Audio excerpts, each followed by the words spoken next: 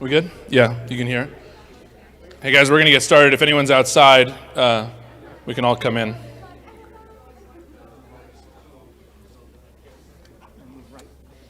Yeah.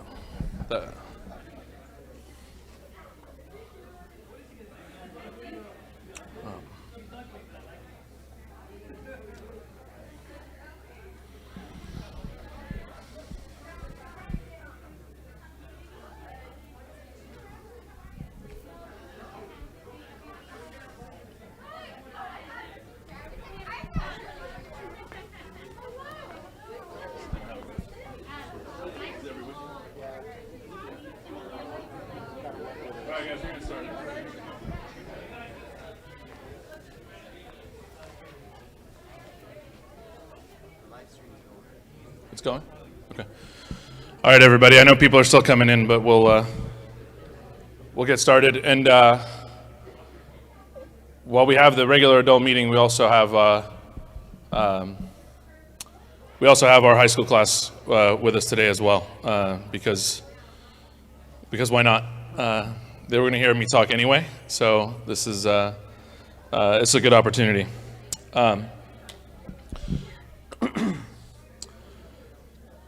Well, sorry. In the name of the Father, and the Son, and the Holy Spirit, one God, amen. As I was talking to the clergy about this meeting, I guess a few people had asked for us to share, for me to share a little bit about the experience I just had at the Olympics in Tokyo, and so I thought today we could use some of this time to talk about it a little bit, but almost in the context of it being, I may not go deep into what I would call a dogmatic talk right now, but we could have a little fun with this. I've said before, I didn't go to seminary, right? I didn't go to, so I'm not a theologian, right? But this is anytime that we can see our experiences or get an experience where we can see God in these experiences, I think then I can reflect that back. And so I'm grateful for this opportunity, and I'm also, I apologize to anybody since it's been about 3 weeks, I think 3 weeks since I've been back, and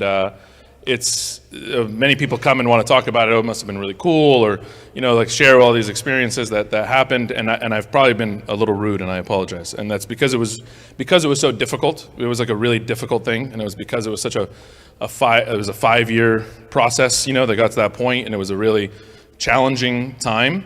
I already had my breakdown in front of the high school kids, so I'm not going to maybe not do that today. But there's a sense where it's not like I wasn't joyful about it, right? I didn't find the joy in it. So I've been trying in the last few weeks to find the joy and the peace in this, so that we could share some of the good lessons that came out of this. And so. And I would say, Marchi, too, for your talk, couldn't have come at a better time today, because we're going to talk about something that really doesn't matter, right? So I'm going to talk about something that doesn't matter, right? Because this is all going to go to dust anyway. And so it was perfect timing. It was perfect timing, right? And so I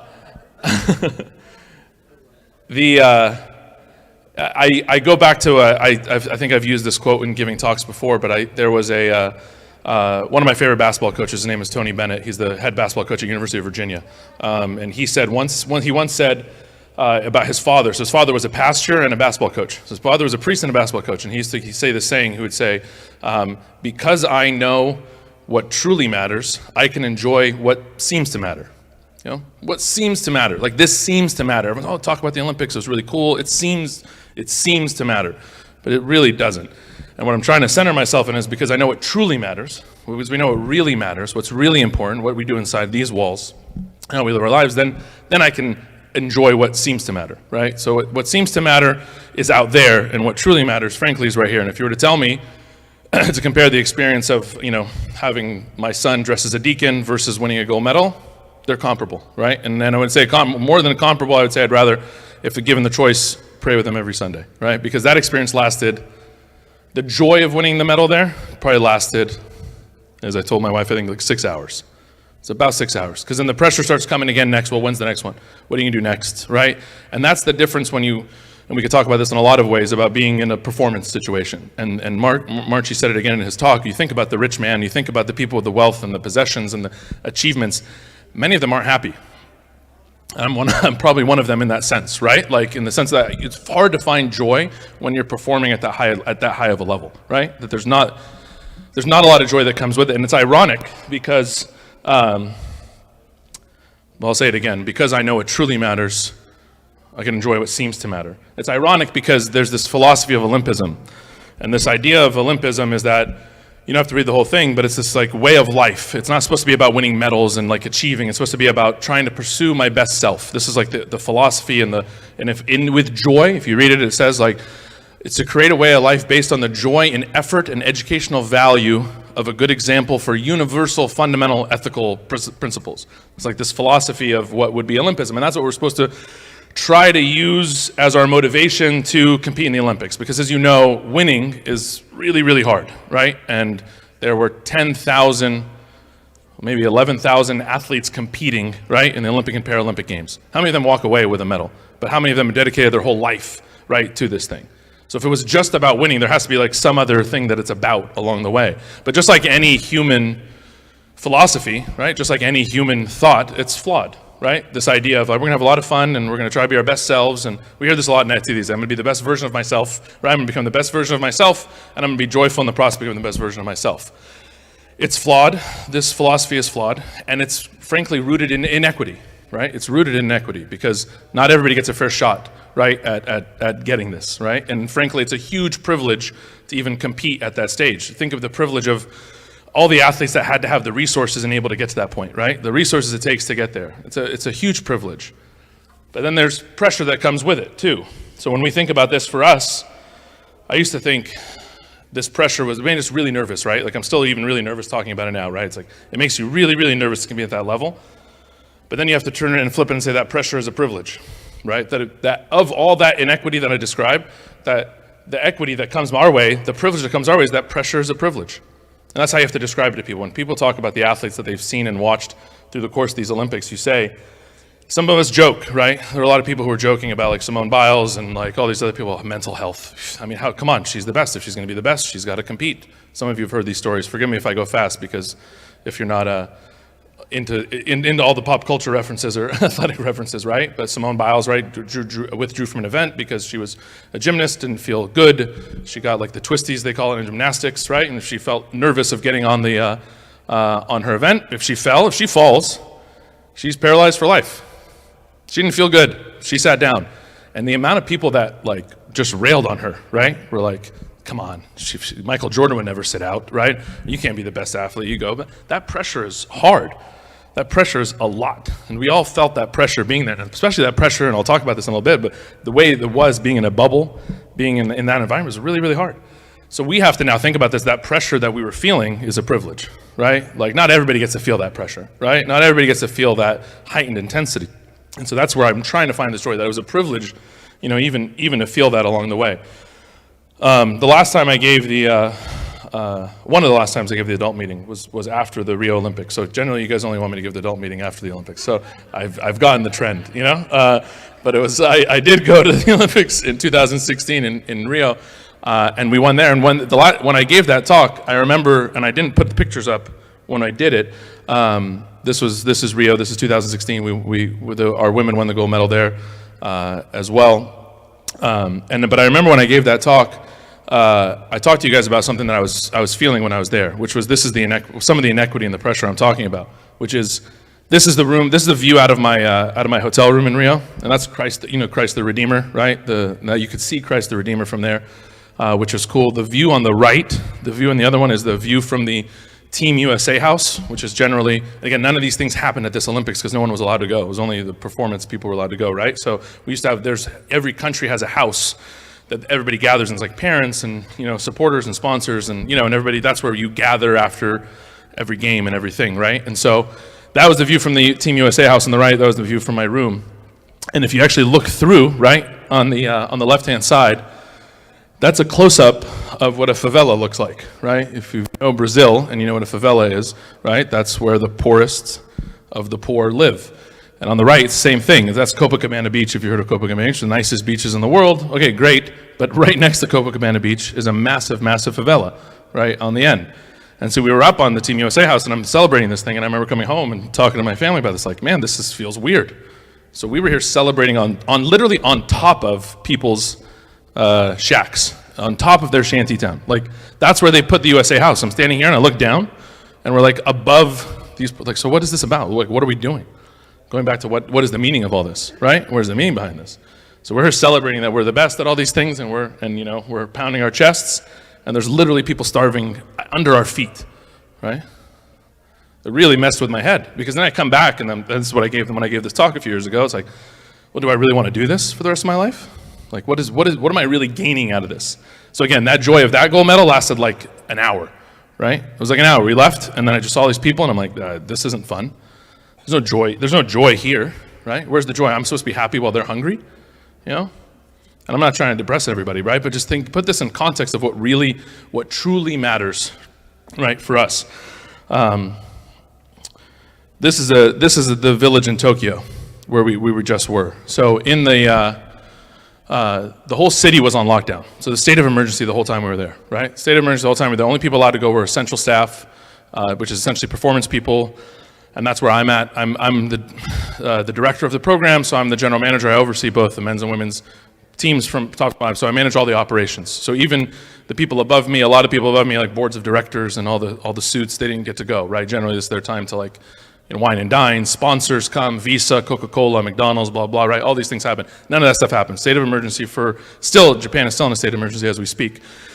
So within the kind of that middle scene right there, that's what would be the Olympic Village, right? That's the Olympic Village. Every one of those buildings housed either multiple countries or countries like ours. The whole building is us. It's all Team USA people in one building. In other buildings, you'd have kind of a cross mix of, if you're a country like Egypt, which I'll reference more than once in this talk, I don't know if you guys know, we were born in Egypt, and many of us were. If you weren't, I'll reference some of those countries too. But if you were a country like Egypt, you shared your building with like 5 other countries, right? So it's like Egypt was with like Serbia, Greece, the Turks. So there's some interesting political relations that go in there. But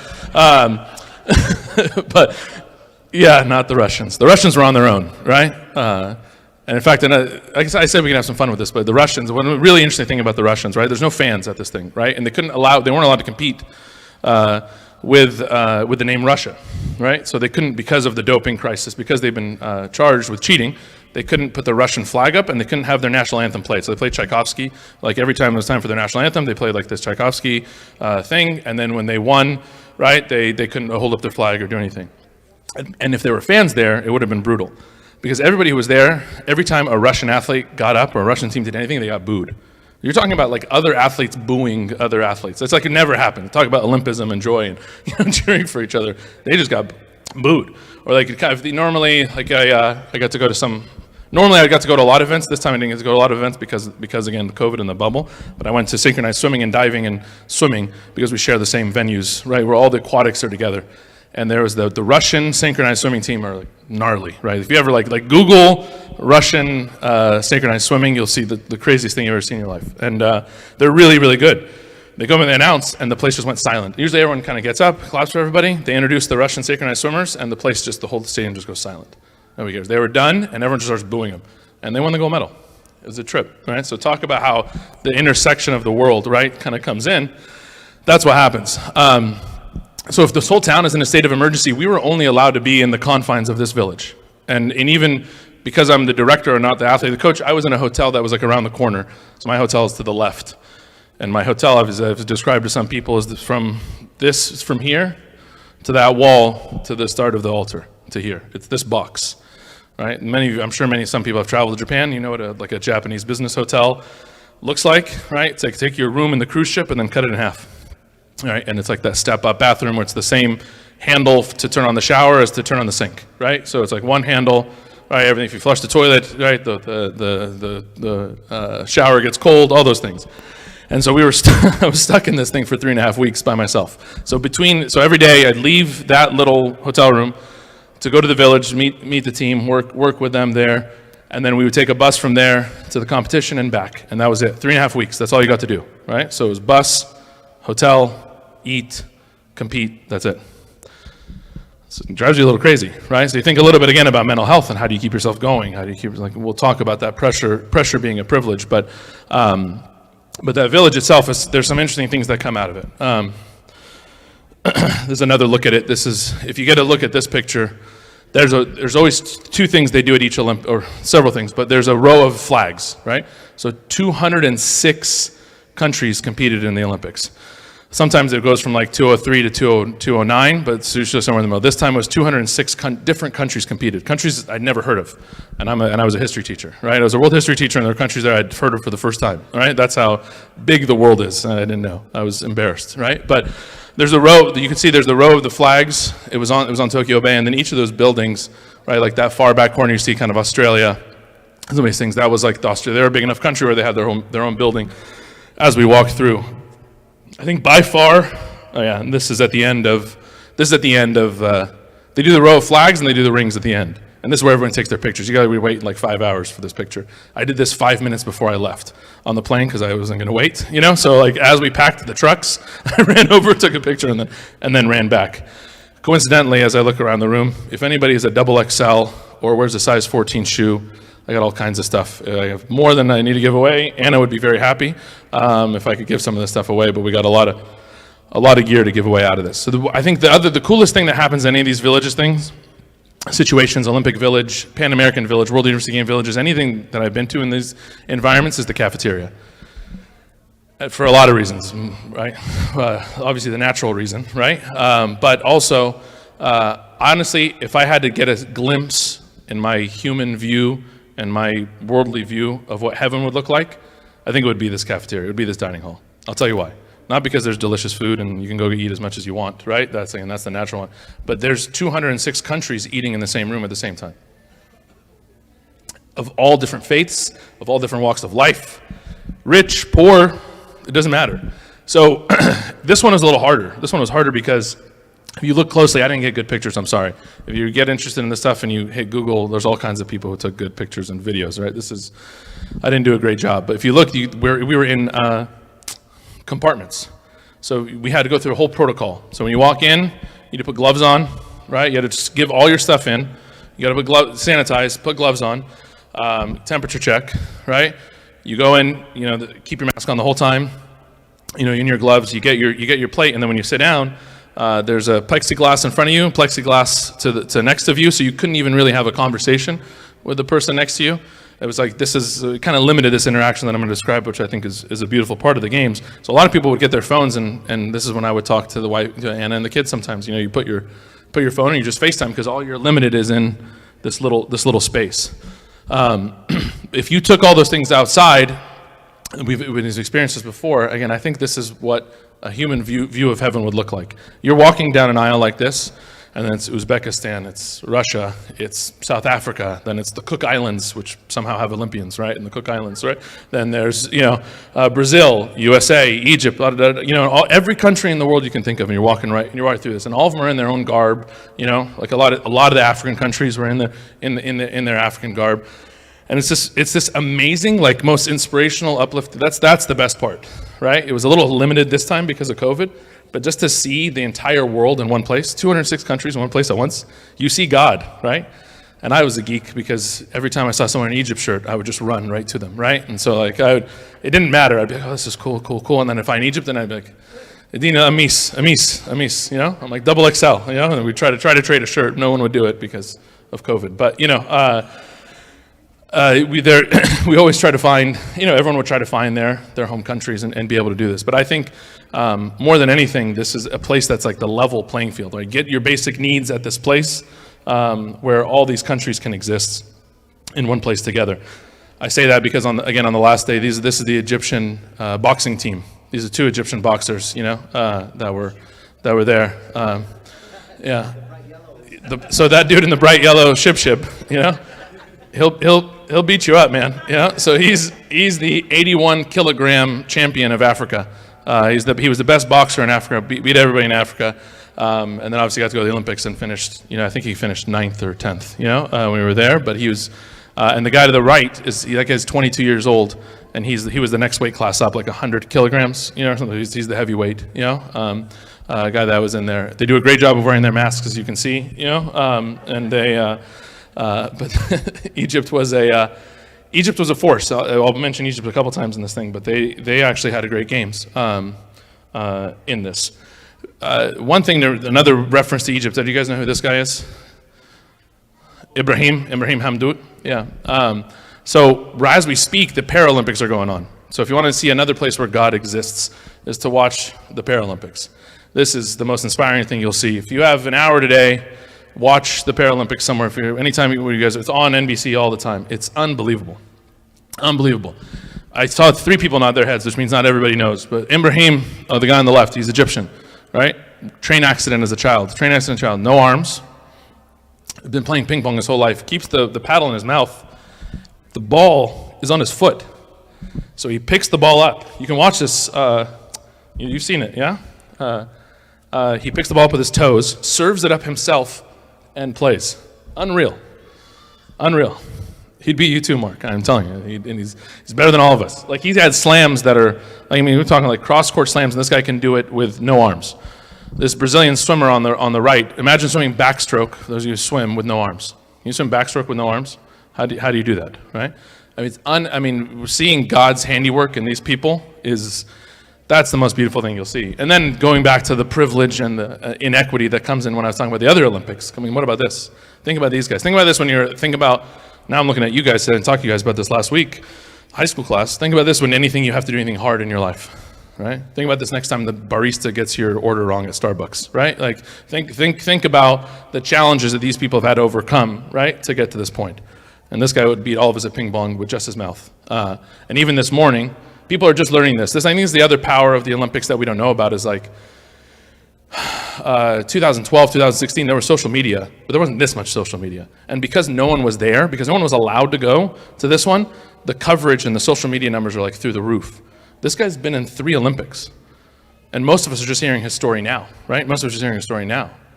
Because now everyone's, how do I find out? I got to go to Instagram to find out everything, right? Now we're just learning about him, but he's been to 3 Olympics. A lot of times in the Paralympics too, another interesting thing about the Paralympics is the average age of the athlete at the Paralympics goes way up.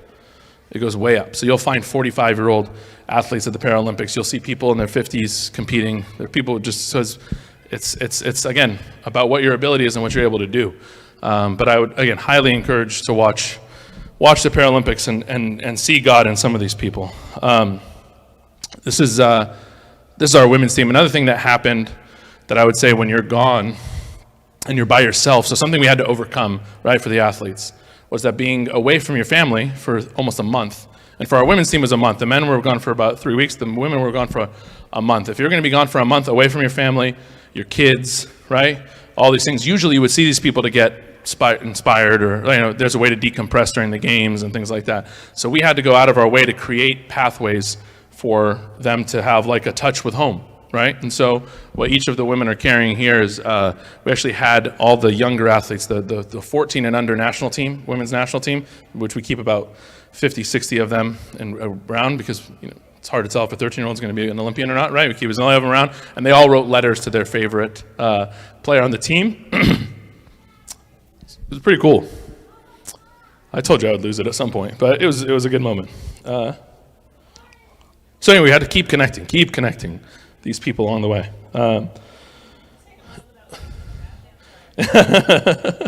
Yeah. I think it's interesting to watch this generation of people, though, is how close they are to their parents. So we had, you're talking about a 24-year-old athlete who's dying because their parents aren't there, It's different than us for sure, right? It's different than us for sure because we would relish in that moment, right? I think, or would have and did relish in that moment. This is different, and they may not appreciate me saying this or understand me saying this now, but I think that's how these guys are going to be, right? They're going to need you there, and for a lot of people, that's their lifeline.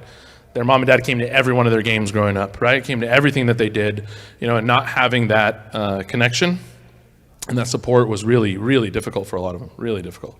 So people were just constantly breaking down, right? Constantly breaking down, crying. There was moments emotional moments every day of people just losing it, right? Just losing it on a daily basis. So how did we get over this, right? Letters, FaceTimes, videos, everything, like anything we can imagine that we can make some sort of connection back to home, we would do just to keep everybody feeling okay. So our theme during the games, and I said this to the high school class last week, was something called Kaizen, right? This is a Japanese philosophy, right? It was like, how do we continuously improve ourselves on a daily basis? How do I get myself to, I'm not done being the best version of myself, how do I keep improving? And for us being there 3.5 weeks, you could get better by the end than you were in the beginning. You can improve the whole way through. Or if and this happens all the time in the Olympics, somebody loses a first round heat and then they end up winning in the end, right? Like, how do you keep improving? This was a Japanese philosophy that they use across the board, right? So Kaizen, how do we continuously improve? And this is as we get closer to understanding our orthodoxy and our faith and what really matters, right? It's this process. It's being process-oriented, right? So at no point during the games, zero point in the games, and some people are surprised when I say this when we give talks, when I have to give a lot of talks about, like, I give a lot of these talks about this stuff to, how do you create a high-performance culture? How do you create a high-performance pipeline? All these things. We've had to do it for some companies, and obviously have to do it for teams and different organizations, and my own organization, the younger ones. And people are always surprised that we never talk about winning. Like, at no point are we sitting in the room and say, we got to win. Hey, we got to win. We're going to win today, right? Like, today is about winning. It's never discussed. All winning is a byproduct of trying to do the right thing. All winning is a byproduct of continuously trying and putting in a process that makes you successful. And we'll talk about that in a second.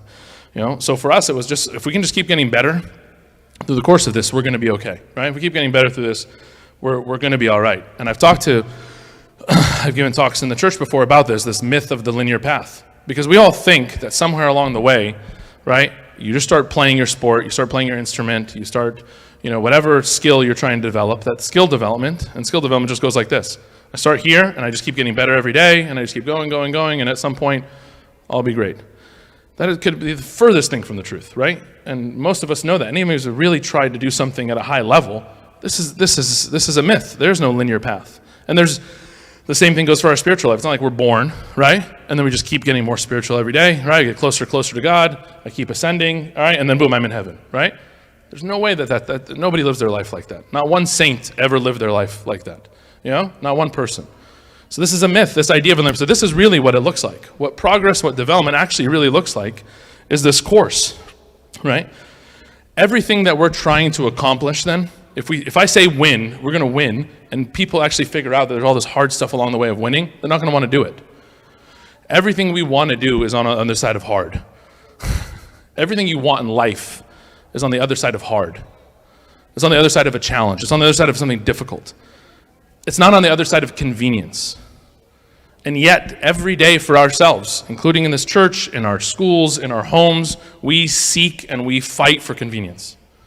We fight for, if there's one thing that I got out of this experience and how hard it was, is that there's nothing that could have replicated how hard it was. And we're constantly looking for convenience for ourselves, and we're constantly looking for convenience. There's no substitute. There's blessings in the struggle. There's a blessing to be in that struggle, for us, for some more than others, right? But why then, when it comes time to plan our kids' lives, right? When it comes time to plan our own lives, are we looking for the easiest path to make it happen? There's no lesson in that. There's no struggle in that. There's no strife in that.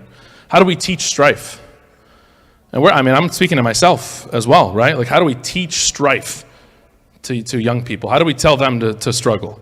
They have every single thing they've ever wanted at the touch of their fingertips. Anything they've ever wanted, all of us, anything we've ever wanted right now can be delivered to our house in less than an hour, right?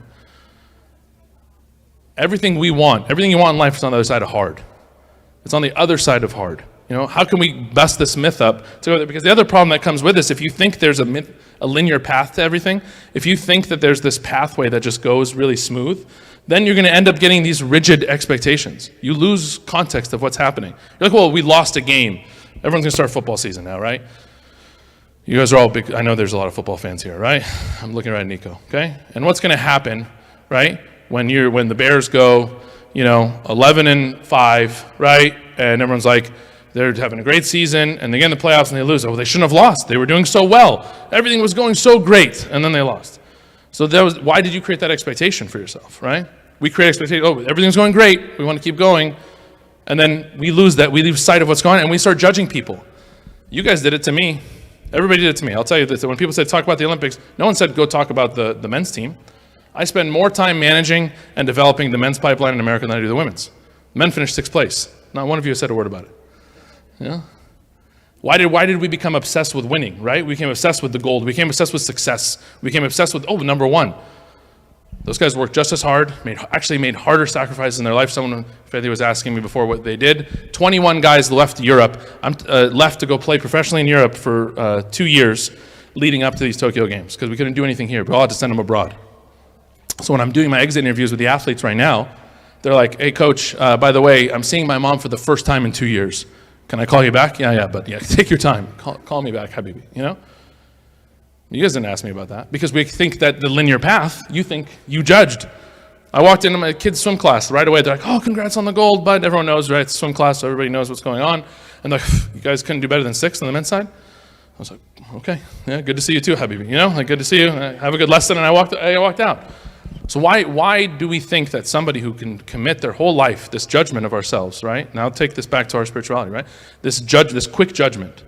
When you watch somebody fall in their life, when you watch somebody sin, when you watch somebody suffer, when you watch somebody go through this, because we think there's a linear path, because we've all convinced ourselves life is on a linear path, then we immediately start judging that person. Oh, they're a sinner. Look at them. Pff, what a screw up. You know? What about school? I'm looking at a bunch of teachers right now too, right? When that kid gets a C on their test and they get to fail a test, I thought you were an A student. Well, you should be doing better. Haven't I been teaching you all year to learn all this stuff and you fail at the end? Because we think this is how it's going to go. There is no linear path. That's a myth. That's a joke, right? Everything we want is on the other side of hard. Everything's going to have some failure and some pathway to it. Can you imagine being that Olympian, if I go back to the Olympics again for a second, imagine being that track runner or that swimmer, right, that lost their race, dedicated their whole life, right, their whole life, and they lose the race by 0.1 second. Can you imagine being that person? There's a lot of those people, because I just told you 11,000 people compete at the Olympic Games, 11,000, and a handful win a medal, So I trained my whole life, and because somebody has a longer fingernail than me, right, touching the wall, I lose. And now you're going to judge that person. Oh, how could you get second, man? How could you get 9th? You're 9th in the world? You're the 9th best swimmer in the world in your event? What's wrong with you? This is how we think, right? This is what we do. That's what we do. So how can we put this into context, right, for ourselves, right? How do we put this into context as we go about it? I put this up because I asked that question. I put in my speaker notes here. I would ask, would you have asked me to come if we didn't win the gold medal? No. You wouldn't. Maybe this wouldn't have been as. You wouldn't have said, "Hey, John, you dedicated your whole life to this. You worked 5 years for this stuff. You put in all this effort. Maybe you should talk to the church about it." Would anyone have said that? Not even a silver, because we win, right? It's got to be the gold, right? It's got to be the gold. It's win or go home, right? If you're not first, you're last, right? You know, this is Mark is like Ricky Bobby. You know, if you're not first, you're last. This is what we want, all right? And after hearing.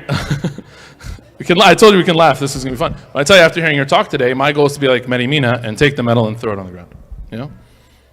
It's worthless. It's dust. It's dust. That's why it was so important to hear that today. Because I know what truly matters, I can enjoy this because it seems to matter. It's okay. And we got to wear this thing for, again, how long I had the gold medal around my neck was a total of 12 minutes. Coaches, athletes, and directors don't get it. Only the athletes get medals. Only athletes get medals in the Olympics. And I like that. They're the ones who deserve it. They earned it. We didn't earn it.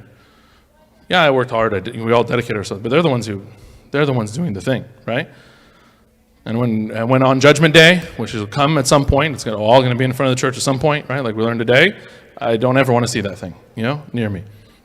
That's how we went. But we're obsessed with this winning. We're so obsessed with the winning that we mark, and the measurement for success is the medal count, right? That's what we said. We said we're so obsessed with, like, for us in the United States, how we judge whether or not it was a good Olympics or a bad Olympics is based on this chart. So we won the medal count. I know it's small. So United States is number 1. We won 113 medals at the Olympics. And more importantly than that, the other secondary is how many gold medals we win, because we only care about gold, right? So the second thing we won was we won the 39 gold medals versus China's 38. So we usually win the overall count a lot. But then they're like, oh, well, we got to make sure we win the most, right? And so actually when our women's team won, and then women's volleyball, and if you watch the women's indoor volleyball, won the next day, that was that was the 39th gold medal, and everyone nuts. And so there's people who are getting raises, there's people who are getting bonuses, all at the Olympic Committee level, because we're the winners, right? Which I can't tell you I disagree with more, right? Like, it blows my mind, right? That we're going to tell somebody, you're going to dedicate your whole life to this thing, you're going to sacrifice, we can use the word sacrifice loosely, right? Work hard through all this, right? And give everything to it, and if you get ninth, we're going to cut your funding. And that's what they do to us. I have to then go in the next few weeks, give a presentation, and I have to explain to them why we need more funding to the Olympic Committee. And what they're going to point at is this. They're going to go back and say, well, did you win medals? And what's your medal potential for the next time, right? And this drives me crazy. I look at this thing, this drives me crazy, because we're so obsessed with winning and this idea of what success looks like that we create this metric, this false metric. This does not equate to success for me. I would have left with the same experience, the same lessons, everything if we didn't win, right? And we do this in church all the time. We do every nonprofit. If we really think about what is the metric. Marcia, you said it again today, and I really appreciated this. What is the true metric of if we're doing a good job in here? We try to create metrics for ourselves in here, right? What metrics do we use to say the church is going well? Imagine I thought about this, and I said this, I think, that first talk I gave. Imagine if we created this medal chart, and it was every church in the diocese, and on the right was whether or not people got into heaven. That's the end result of orthodoxy, right? We're trying to get to heaven, right? Right? So then it would be like, St. Mark, number one, this year in 2020 in the spiritual fiscal year, right, they got 45 people in heaven. Second place was St. George. They got 30 people in heaven, right? St. Paul's is, sitting at 15th. They got 2 or 3, along the way, right? And that's the metric we would use. It would make no sense, right? That would make no sense for us. But we make up metrics to think that church is going well. What is something we think of attendance, right? Oh, if people are in church, then the church is successful, right? Attendance works. We pray for it. I sarcastically have the high school class do this every week. We pray for the people who didn't come this week to come next week, right? We've been saying that since we were kids. Oh, because if they're not here, maybe they're not close to God, right? Attendance matters, right? Maybe fundraising matters, right? Which church can fundraise the most? Which church can build the better facilities, right? All these things. What metrics do we use? These are meaningless. This is the metrics I just described are just as meaningless as this, because none of it really matters. And this is what we're going to talk about next week. Unironically, this is what our retreat next week is about, right? Is how, for the high schoolers, we're going on our retreat next week. And I say unironically because it's not ironic, right? That it'll be about how we align our values with our behavior. But most organizations, nonprofit organizations that have these idealistic goals like Olympism and the Olympics, or churches and all these like really good nonprofit organizations, they set these lofty, lofty goals. But does the behavior match the value? Do they behave in the way of what they value? My guess is usually not. Not my guess. My experience so far for myself is that they do not. That people will behave far different than the values they espouse, right? The things they say, very different than the things they do. So how do we align our values with our behavior? Let's set up a spiritual competition, right? Me and you will see who's more spiritual, one-on-one, right? Oh, then we'll get the church involved. Well, St. Mark won the spiritual competition this year versus St. John, so St. Mark's the spiritual competition winner, right? Why do we have to create a metric? What's the metric for us? We said it before, the metric might be not to bury the lead, right? Not to fear death.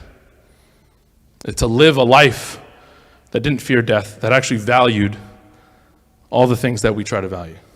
That I don't fear, that I'm joyful in my life, and I have peace in my life because I know what really matters, because I know it's dust.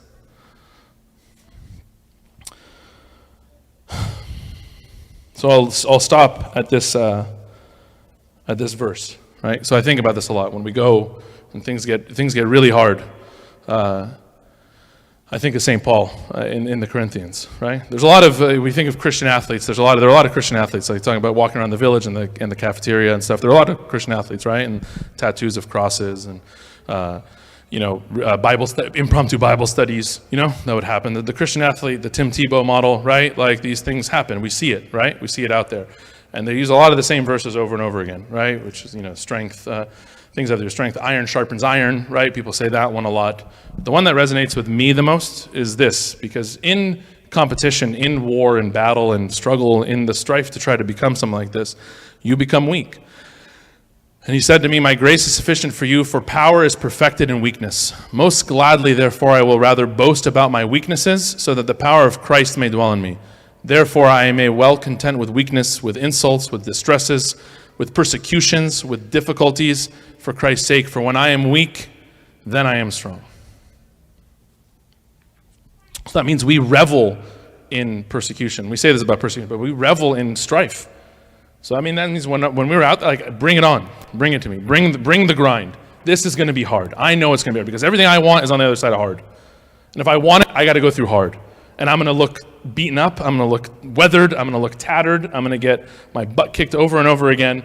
But I know when I do, in that weakness, in that moment, when I am at my worst, when I'm at my absolute bottom, that's when he comes in. When I am weak, then I am strong. So we take pride in this. We take pride in the struggle. We take pride in difficulties. And then instead of being goal-oriented, we become process-oriented, right? Then it's not about winning. It's not about going to heaven. Everybody wants to go to heaven. Nobody wants to die, right? Everybody wants to go to heaven. No one really wants to die. So we don't think about the end goal. We don't think, oh, we're going to win today. We're going to achieve this. We say, no, how am I going to live my life that eventually those things could happen? That become a byproduct of those things. For when I am weak, then I am strong. Thanks for letting me get on my soapbox for a little bit. But yeah.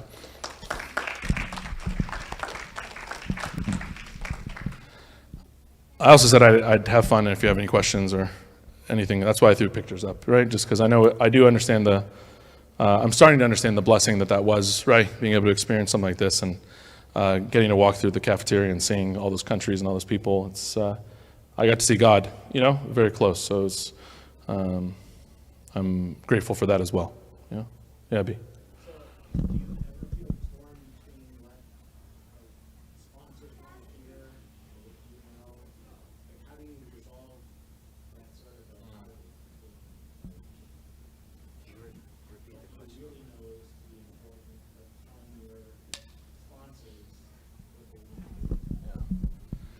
So what Michael asked is like, how do I reconcile what I really know to be true versus what sponsors, funders, and maybe the athletes too, right? Yeah, athletes and I think for the athletes, it's actually quite easy because I talk like this to the athletes. I talk like this to the coaches, because if you attach too much meaning to these things, like we talk about in our orthodoxy, in our faith, when you attach meaning to worldly things, right, then grave disappointment happens, right, and you're just constantly disappointed.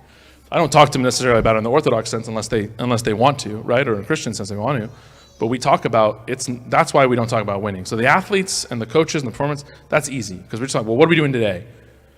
Oh, what are we doing on this trip? Okay, we want to go to Europe for 4 weeks. We're going to hit these countries. These are the training things we're going to do. And that's all we talk about, right? And we know that one piece is part of the periodization of a 4-year, 5-year plan. And by the way, it's not 5 years, it's 4 years, right? This one was 5, which was that's why it was so much harder, right? We had an extra year to fight through. And this is the little things we have to do. So it's actually quite easy. How do I reconcile talking to them? That's a really good question. I think that's, I'm a really bad liar. I'm a really bad liar. And so I struggle with not being honest with those people. When sponsors or like the Olympic Committee comes in, I've probably gotten myself into some trouble before. And this particularly with the men's team, because here's an Olympic Committee that gives us money to help fund these athletes, right? And by the way, USA, this is another interesting thing. United States of America is one of the only countries in the world where the government doesn't support Olympic athletes. We get zero money from the federal government. So our government doesn't care. The president will show up and cheer for every Olympics for the last 100 years, right, and say, great job. We get zero money from them. So there's something called the United States Olympic and Paralympic Committee that fundraises, and they become the arm of the Olympics. So when I go to the AWA, because they have limited funding, right, and this is versus another country, like if you're Novak Djokovic, right, and you win a gold medal in the Olympics for Serbia, right, he gets $1 million.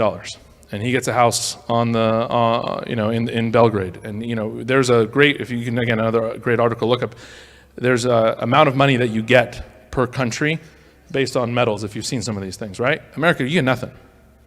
So then you have this limited resources, right? So where I'm going with this is then within their limited resources, they have to find a way to divide those resources up. And the way they divide the resources up is if you're going to win a medal, I'll give you money. If not, you're not going to get any money. And so I've probably gotten myself in trouble with them because I have to tell them, like, well, are you men going to win a medal? And I'm like, well, if you look at a 30-year snapshot, we've won 1 medal in the Olympics in 2008, in 30 years. Right? So one time we got a silver medal. For the most part, we're 5 through 8 or worse. This time we got 6. This is the second best finish in 25 years for our men. Should be great. So I talk to them and I have to say, like, I think you should keep funding us, right? I think you should give us money. We're very close. Like, we can make it, right? I think we can medal, even though, I know, statistically speaking, right, based on the competition in the world and based on the landscape, it's going to be very difficult. It's very, very difficult. But I think more often than not, being honest and direct, ends up being more beneficial. I'm terrible. I'm a lousy liar, but a fantastic eater, and so that's why the dining hall was so good, Yes. What do you think they should? It's limited resources. What do you think the metrics should be? Anything other than that, right? So imagine if it went the other way, like if the diocese was like, we're going to give churches, but these churches have to, what metrics would the diocese use to fund churches, to seed churches around, right? You would have to think of a metric that was much more complicated than winning or losing, right? You'd have to come up with something that was more meaningful. What I think they should do is they should the metrics should be based on our service and care for the athletes. The metric should be, are we creating an environment that allows for that athlete to develop and achieve their best, right? And if we've created that environment and if created the pathway for them, then they're probably going to do pretty well, which is what we've been able to do. But it goes the other way, and you go to someone and you say, imagine being a teacher and going to the kid, you got a C on this test instead of an A, so we're going to give you less paper, less pencils, right? Less things to help you do well. That's just backwards, but this is how we do things in America in general, right? Is like, if you're not doing well, we're going to take resources from you, right? You're failing? Pick yourself up your bootstraps and get better, You can make it happen. It's not smart. So I think you have to create metrics where, just like for schools, I don't care what the test score is. I don't care what your average, test scores are at the school. I want to know, is the school functioning properly, right? And are kids happy there? Yeah, it's a great story. I was in a lecture about nonprofits once, and someone said the federal government decided to take away funding from the free breakfast program in the Metro DC area, right? And there's the metric they were using is they thought by giving free breakfast to the kids, test scores would go up. That's what they wanted. They said test scores will go up if we give everybody free hot breakfast every morning, but test scores stayed the same. And they said, well, we got to get rid of the breakfast thing. The breakfast thing's not working. And anyone with 2 cents and logical brain was like, well, that's not the goal. The goal wasn't to give them breakfast so they could get an A on the test. The goal of the breakfast is so they wouldn't go hungry, so they could be fed, right? So what if we're in whatever the nonprofit is, whatever the goal of the organization is, that's not the metric. We have to find the right metrics, right? The metric is the kid hungry? All right, let's feed him. Is he comfortable? Great. Then the results will come, right? It's really interesting. Yeah. Yes, sir. Yeah. I don't hide it. I certainly don't hide it. They know. We all follow each other on social media, right? So if I post something about orthodoxy, they see it. So some will ask, some will engage, others not so much. Yeah. I'm distant from that, right? So meaning I don't coach the team, right? So as the director, I'm with it. But if I was at a religious institution, like Luke at Korean Lutheran, do you guys pray before games? Yeah, right? At Bosco or wherever you guys are, you pray before games. So yeah, and if I was in a situation like that, I would, and I have in the past. Yeah.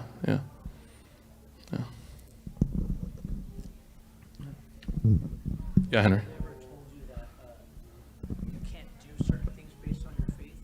Does that hinder your professionalism, or it'll hinder you for your future job? Does that ever come up? No. He asked if faith or religion has ever come up or be a hindrance to the future jobs or anything like that. No, it doesn't. Yeah. I'm a bad liar, right? So, I think my goal in life is not to win gold medals or achieve. My goal is to try to be my authentic self, right? And if I can live with my authentic self, then I'll be pretty happy. And so people have to accept that one way or the other, Yeah. Thank you, Mark. Time to pray? Yeah? Thank you guys again for the opportunity and questions all the time. We're here, but let's all pray for each other as we get through this.